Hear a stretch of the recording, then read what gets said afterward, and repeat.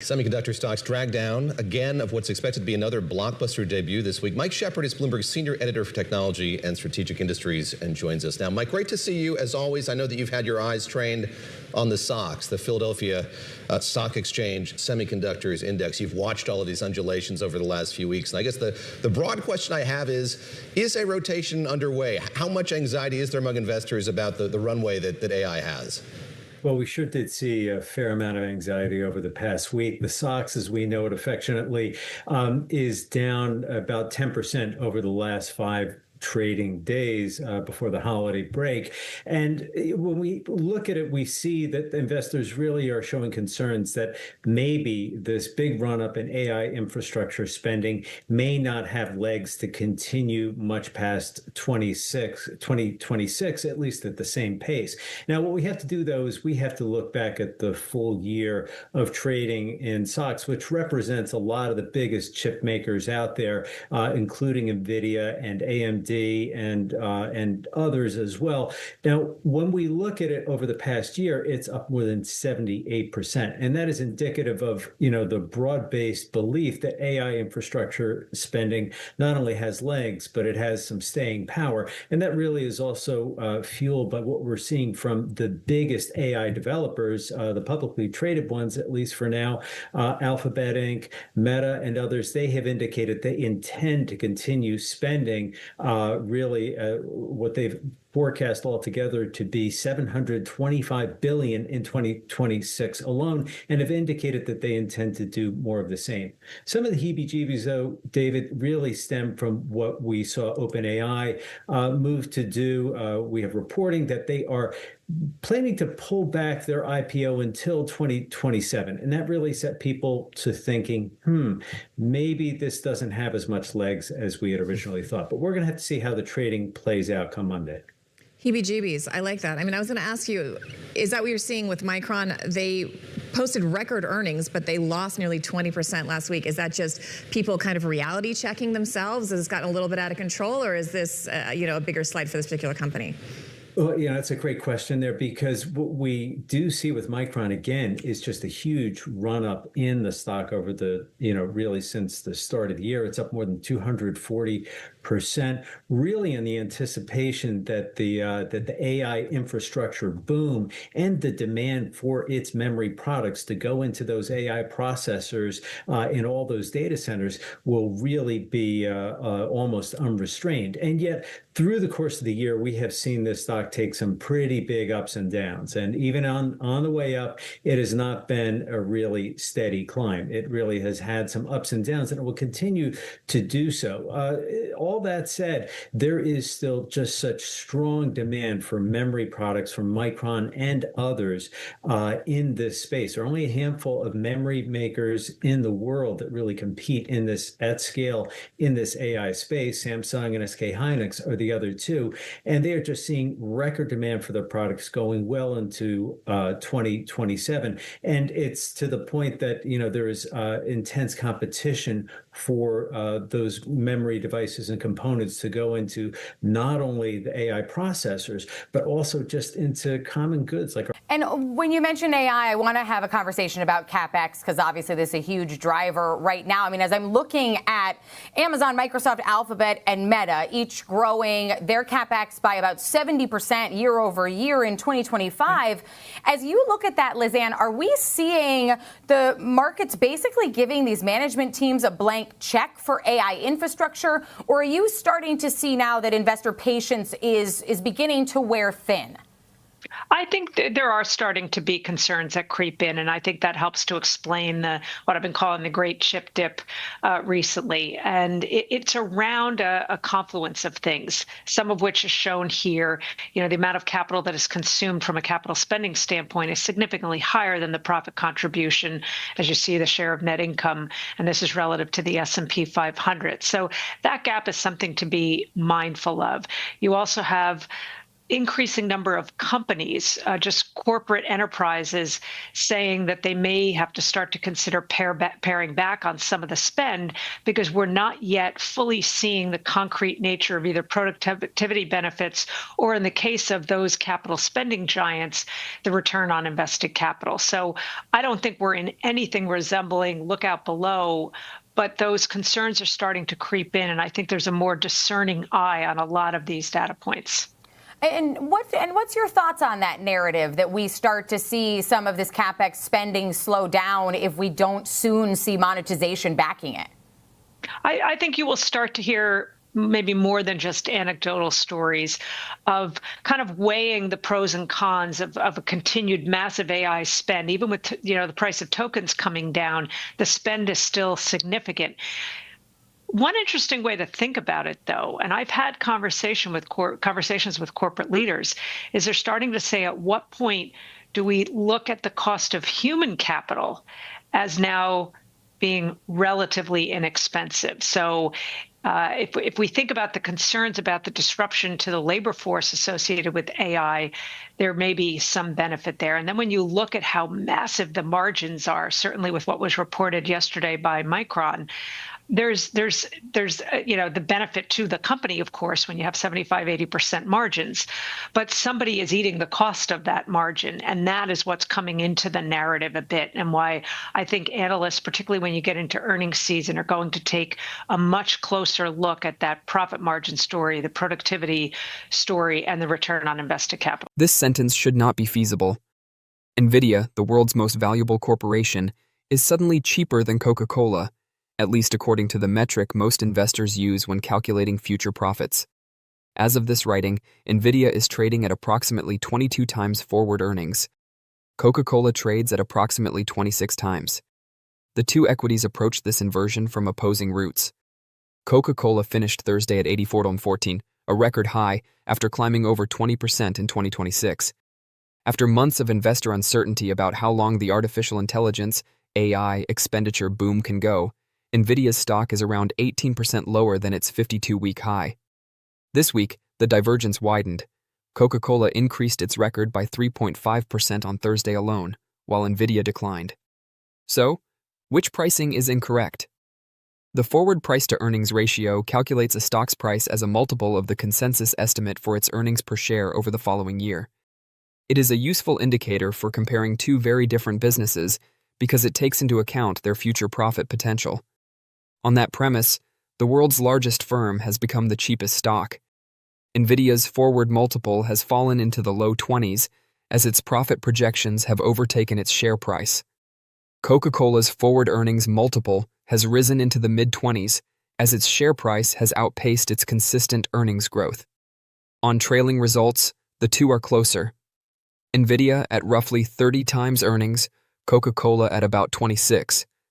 But the forward gap is the most significant because Nvidia's profits continue to grow at exceptional rates. Growth obviously does not explain the inversion. Nvidia's revenue in the fiscal first quarter, ending April 26, 2026, increased 85% year-on-year to $81.6 billion, with data center revenue increasing 92% to $75.2 billion. And management forecasted revenue of around $91 billion for the fiscal second quarter, current quarter. Coca-Cola is having a successful year by its own standards. In the first quarter, net revenues increased by 12% to $12.5 billion, while organic revenue increased by 10%, thanks in part to 6 extra days on the calendar, and comparable earnings per share increased by 18%. However, the company's full-year plan predicts organic revenue growth of 4% to 5%. So a company that just increased revenue by 85% costs less per dollar of predicted profit than one that forecasts mid-single-digit organic revenue growth. That is the inversion. What each pricing is conveying. Markets rarely give away discounts for no reason, and Nvidia has a specific fear that AI infrastructure spending is cyclical and that today's earnings are closer to a cycle peak or at least a plateau. If the large cloud corporations ever take a break to digest the processing capacity they've acquired, or if chip-making competition heats up and erodes Nvidia's pricing power, the company's earnings growth might slow substantially or even reverse. Coca-Cola's valuation premium is the opposite. Its earnings are among the most predictable in the market, and in a year when investors have preferred defensive dividend payers, predictability is valued higher than usual.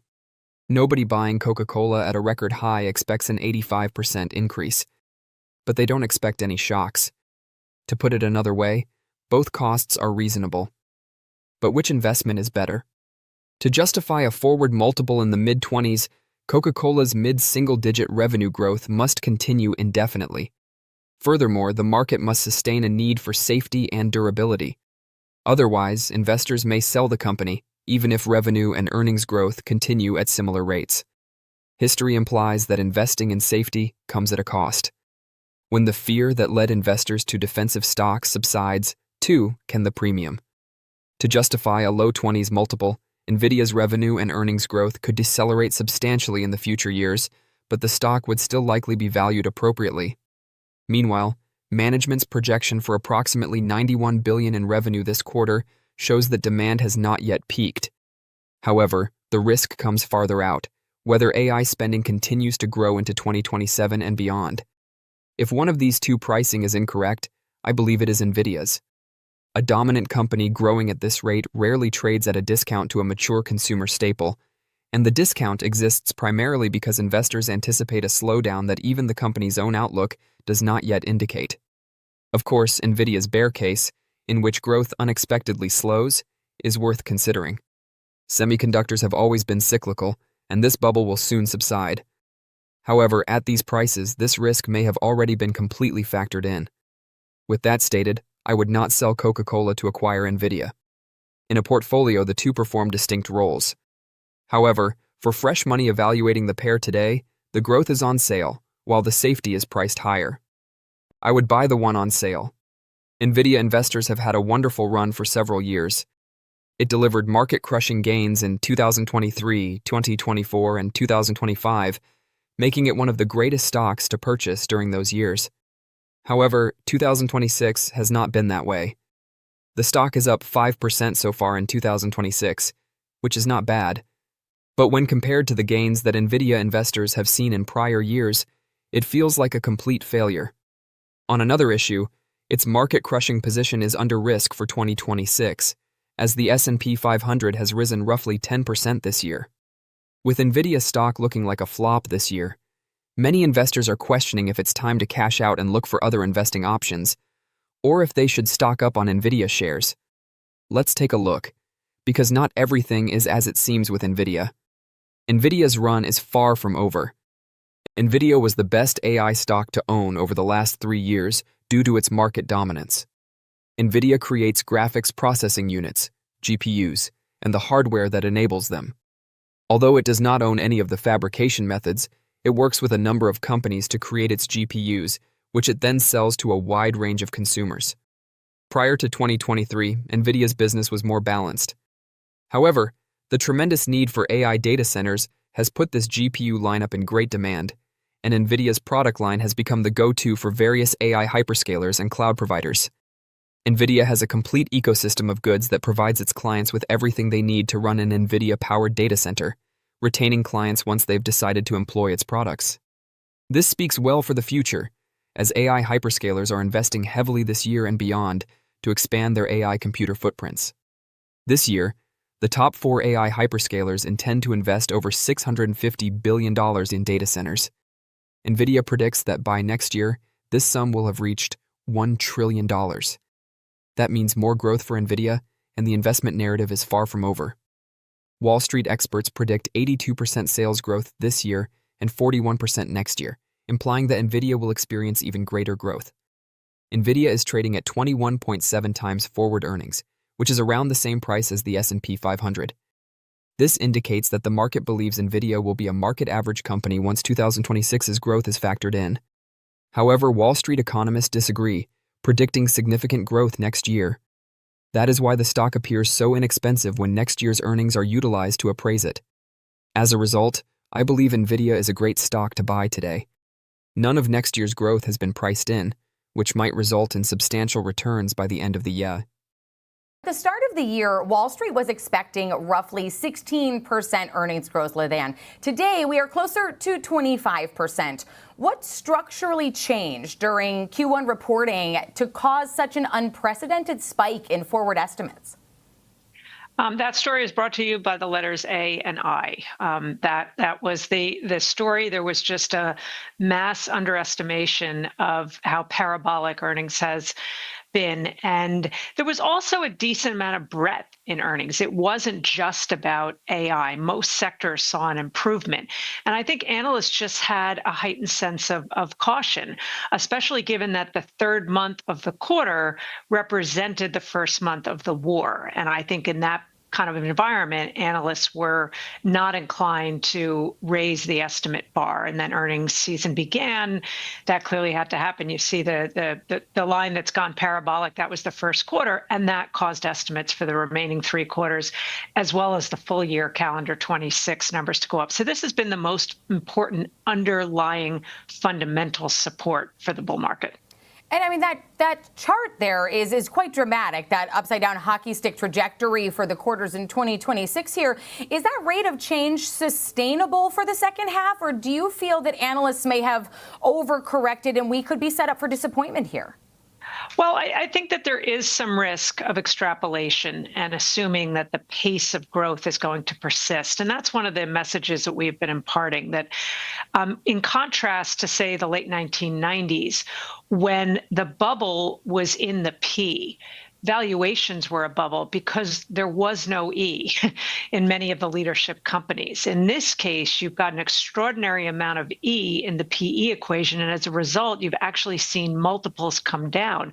What I worry a little bit about is that the expectation bar has gotten so high that the margin of error changes a little bit relative to what we've seen in the past. And you might just get one-off troubles or maybe industry troubles as a result of some sort of miss, even if it's a marginal miss. So I do think that there is that potential for some volatility under the surface because that expectations bar is so high. And where do concerns about inflation and rates come into play here? Do they threaten these elevated estimates? So, the 10-year yield has the highest correlation in terms of equity market performance, and that has calmed down a bit. And I think that's been supportive of the market, too.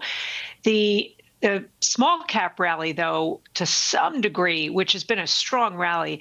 Oh, here actually, there's a chart showing the inverse correlation between the 10-year Treasury yield and the S&P 500. And you see that's in steep negative territory. And it's bounced around over this period of time. But I think this could be a secular change, representing a period where inflation volatility is a higher concern.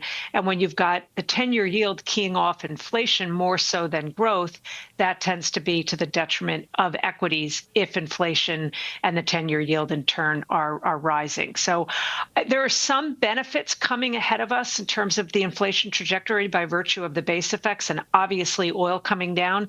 The problem is that the inflation story is a bit broader than just oil. In fact, AI is a component of the inflation story. So I don't think we're out of the woods yet. We may still have some upside. You still got some tariff pass through. So our base assumption is that the Fed is in a position to have to consider rate hikes this year.